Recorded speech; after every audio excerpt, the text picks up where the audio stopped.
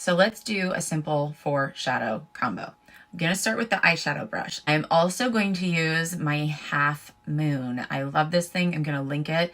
If you struggle with shadow, or especially if you like to put your shadow on after you've done your makeup, this keeps your makeup looking great. With my Shadow Moon, I like to place it on the outside corner. Really, what you need to focus on is where this is ending. If you have it over here, your eyeshadow is going to come all the way out here. We don't want that. So we want to kind of line it up with our lower lid right there and kind of angle up. So generous amount. We don't have to put a ton on the inside corner because we already know we're going to put a shimmer there. So I like to place on the outside first. Remember, the first place you place your brush is where you're going to have the most pigment. If you have a hooded eye, open your eye to make sure that you are getting that on there. And then I am just working this generously on my lid all over and above my crease. Now I'm going to take my finger. I guess I could take that off. Look at that.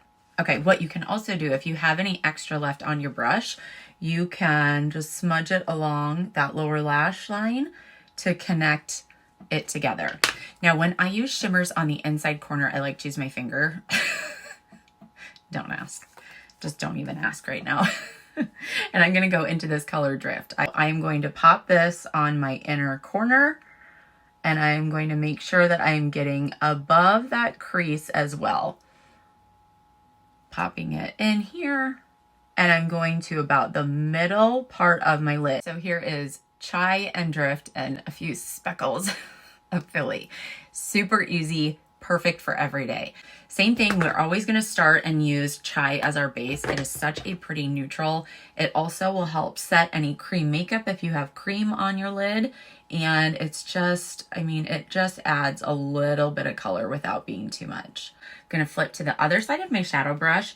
Philly is super pigmented, super dark and pigmented. So we are going to start and we're going to kind of smudge along my lower lash line here, and we're going to create this little Pac-Man. So we're going up and down here. The key to this, and I open my eyes so I have a good guide of where I'm going. The key to this is flipping the brush around and blending. Blending is always key. So making sure we don't have any crazy lines. And then I'm going to take what's left here and smudge this along the bottom and connect the two. It doesn't have to be crazy. It doesn't have to be super over the top. Just really what was left here.